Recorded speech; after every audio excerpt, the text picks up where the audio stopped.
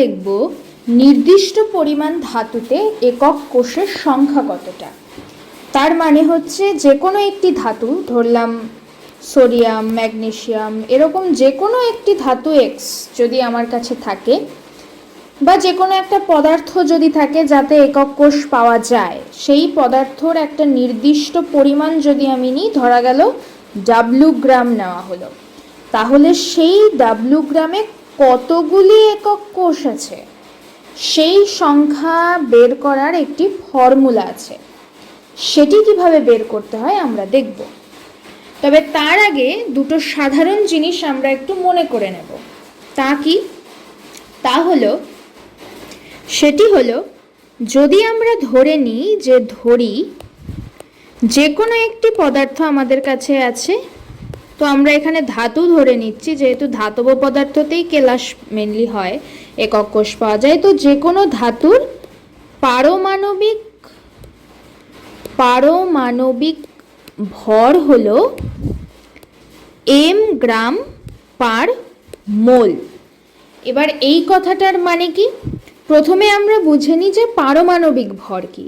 আমরা জানি যে আমরা কোনো একটা পরমাণু বা অণু যাই হোক না কেন, আমরা যখন প্রকাশ করি ব্যাপারটা কীরকম লিখি, যে আমরা এরকম 6 লিখি আর 12 লিখি।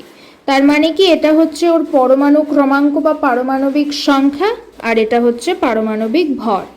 মানে এটা হচ্ছে এই কার্বন পরমাণু, একটা কার্বন পরমাণুতে থাকা প্রোটনের সংখ্যা, আর এটা হচ্ছে প্রোটন প্লাস নিউট্রনের সংখ্যা। তাহলে 12 - 6 করলে আমরা নিউট্রনের সংখ্যা পাই। এটি হচ্ছে পারমাণবিক ভর। এই পারমাণবিক ভর নিয়েই অঙ্কগুলোকে করা হয়, ঠিক আছে? তো আমাদের আলোচ্য বিষয় এই পারমাণবিক ভর। যে কোনো প্রত্যেকটি পরমাণুর পিরিয়ডিক টেবিল বা পর্যায় সারণীর 118টা মৌল, যতগুলি মৌল আজ অব্দি আবিষ্কৃত হয়েছে, প্রত্যেকের এই এক একটি পারমাণবিক ভর আছে। এবার পারমাণবিক ভরও অনেক রকমের হয়। তাদেরকে যখন আমরা বলি যে পরমাণু ক্রমাঙ্ক সেম অথচ পারমাণবিক ভরগুলো আলাদা, তাদেরকে কি বলে? আইসোটোপ বলে। পারমাণবিক ভর এরকম আলাদা আলাদা হতে পারে, সেটা আলাদা ব্যাপার। তবে প্রত্যেকটা মৌলের কিছু না কিছু পারমাণবিক ভর থাকবে, তাই তো? আমরা শুধু এটুকু মাথায় রাখি, পারমাণবিক ভর, যে প্রত্যেকটি মৌলের, অণু হোক পরমাণু হোক যে রূপেই থাকুক না কেন, পারমাণবিক ভর আছে। আবার অণুদের আণবিক ভর আছে। গেল। তো সেক্ষেত্রে এই একমোল শব্দটি হলো একটি পরিমাপ। এই একমোল কথাটা যখনই আমরা দেখব, তার মানে আমরা বুঝব আমরা ওই পারমাণবিক ভর পরিমাণ ধাতুটা আমার কাছে আছে। মানে যে কোনো একটা ধাতুর পারমাণবিক ভর যদি m গ্রাম হয়, তার মানে আমি বুঝবো যে ওই ধাতুটার এক মোলে m গ্রাম আছে। ওই ধাতুটা এক মোলে কত পরিমাণ থাকে?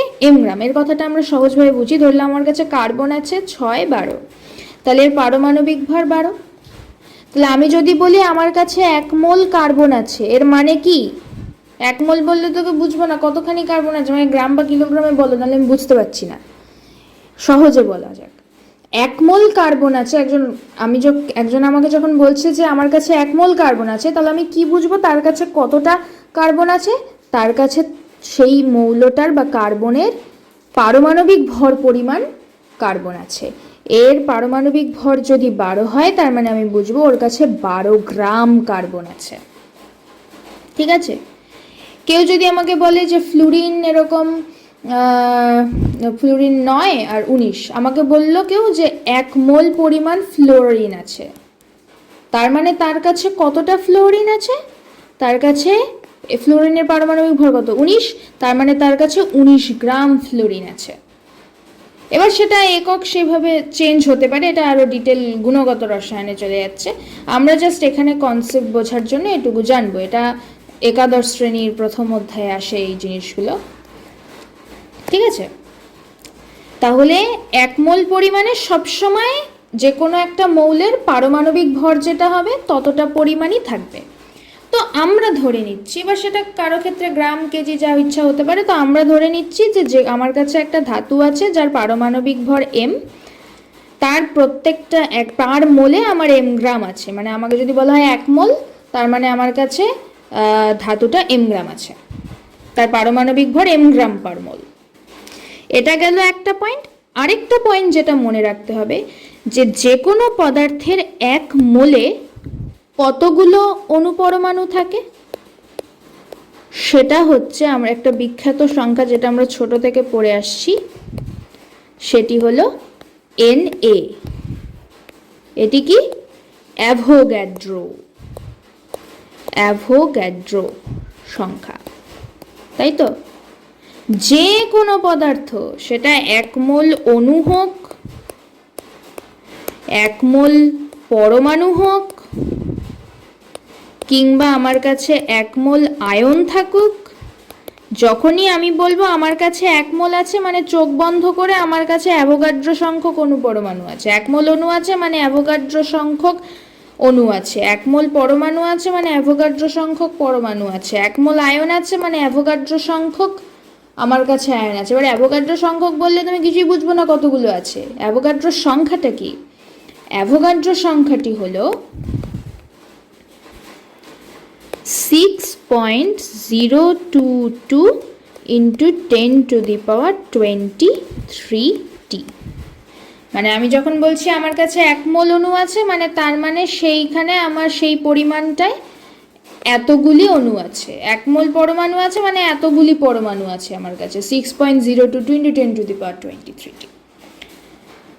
তার মানে এখান থেকে আমরা কি বুঝতে পারছি? এই যে বললাম যে যে কোনো একটা ধাতুর পারমাণবিক ভর আমি ধরে নিচ্ছি এম গ্রাম পার মোল, তার মানে তার এক মোলে এম গ্রাম পরমাণু আছে। আবার আমরা জানি এক মোলে এতগুলো পরমাণুই থাকতে পারে। তাহলে কি আমরা এটা বলতে পারি যে এম গ্রামে এতগুলো পরমাণু আছে? তাহলে আমরা এখানে দেখছি যে একটি ধাতুর পারমাণবিক ভর এম গ্রাম পার মোল, তাহলে সেই ধাতুটার এক মোলে অবশ্যই তার পারমাণবিক বা আণবিক ভরই থাকে সবসময় মোলে। তো তা আমরা ভালো করে বললাম যে পার মোলে এম গ্রাম আছে, তার মানে ধাতুটার পারমাণবিক ভর এম গ্রাম। ঠিক আছে, এসব আমরা যাচ্ছি না। আমি বলছি আমার কাছে এই ধাতুটার এক মোল আছে, আমি জানি ধাতুটার পারমাণবিক ভর এম গ্রাম পার মোল, তার মানে ধাতুটার এক মোলে এম গ্রাম আছে। আবার আমরা একটা ইউনিভার্সাল সত্য জানি কি, যে এক মোলে সবসময় এনএটি জিনিস থাকবে, সেটা যাই হোক না কেন এনএটি আছে। এক মোলে এম গ্রাম, এক মোলে এনএটি পরমাণু। তাহলে কি আমি বলতে পারি যে এম গ্রামে এনএটি পরমাণু? তার মানে সেই ধাতুটার এম গ্রামে, এম মানে যে কোনো সংখ্যা হতে পারে, 18 গ্রাম 20 গ্রাম যাই হোক না কেন, যেটা ওর পারমাণবিক ভর হবে যার। যেমন কার্বনের ক্ষেত্রে যদি ধরি ওর পারমাণবিক ভর 12, তাহলে 12 গ্রাম কার্বনে এনএটি কার্বন আছে। অক্সিজেনের 16 গ্রাম অক্সিজেনে 6.02 টু 10⁻23t অক্সিজেন পরমাণু আছে। এই তো গল্প আর কি। তার মানে এম গ্রামে এনএটি পরমাণু আছে। তাহলে এটি তো আমরা জানি যে পরমাণুটার বা যেই পদার্থটাই হোক না কেন তার পারমাণবিক ভর। ধরলাম কার্বনের ক্ষেত্রে 12 গ্রাম, কিন্তু আমি 12 গ্রাম কার্বন নিচ্ছি না, আমি অন্য কোনো পরিমাপ নিচ্ছি। ধরলে আমার কাছে 20 গ্রাম কার্বন আছে বা 18 গ্রাম, যে কোনো পারমাণবিক ভর পরিমাণ। কার্বনের পরমাণু ভর 12 বলে আমাকে যে সবসময় 12 গ্রাম কার্বন নিতে হবে তার কোনো মানে নেই। আমি যত ইচ্ছা খুশি কার্বন নিতে পারি, যা ইচ্ছা নিতে পারি, 50 গ্রাম 60 গ্রাম যত খুশি। তো আমি ধরে নিলাম যে কোনো একটা র্যান্ডাম নাম্বার পরমাণু ভরের সমান হতেও পারে না হতে পারে, আমার যায় আসে না।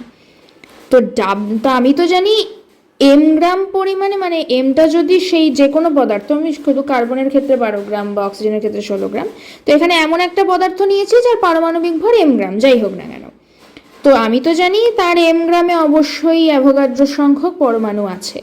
তো আমি সেই পদার্থটারই অন্য যে কোনো ভর যদি নিই, যে ধরলাম ডাব্লু গ্রাম, তাহলে সেখানে কতগুলো পরমাণু থাকবে? সিম্পল ঐকিক নিয়ম, এন এ, এম নিচে চলে আসবে, ডাব্লু উপরে চলে যাবে, তার মানে এতগুলো পরমাণু থাকবে। তাহলে ডাব্লু গ্রামে কণা সংখ্যা দাঁড়াচ্ছে N A cross W by MT. কণা সংখ্যা বা অণু সংখ্যা, পরমাণু সংখ্যা যা খুশি, একই ব্যাপার। তো এবার যদি আমরা আমাদের সলিড স্টেটের ব্যাপারে আসি বা কঠিন পদার্থের ব্যাপারে আসি। তো কঠিন পদার্থ ধরলেও আমার কাছে এরকম ডাব্লু গ্রাম পদার্থ আছে। তো পদার্থটা ধরলাম এভাবে আছে। তো সেই পদার্থটা যদি কেলাস আকার পদার্থ তৈরি করে, তো সেই পদার্থটা এরকম অনেকগুলো একক কেলাস পাশাপাশি থাকবে, তো থাকবে। তাহলে আমি যে ডাব্লু গ্রাম পরিমাণ পদার্থটা নিলাম, তাহলে আমার প্রশ্ন হচ্ছে তাতে কতগুলি একক কেলাস আছে। আমি জানি এই ডাব্লু গ্রামের মধ্যে কতগুলি পরমাণু বা কণা আছে আমি জানি।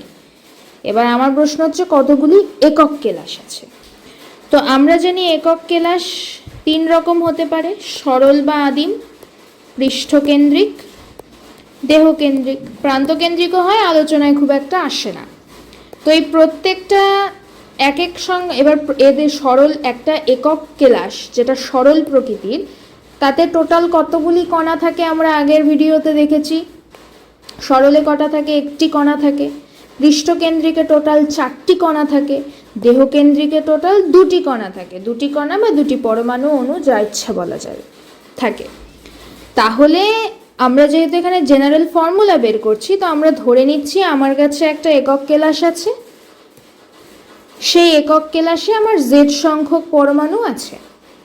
ঠিক আছে, তাহলে আমরা ধরে নিই সেটা, যে ধরি একক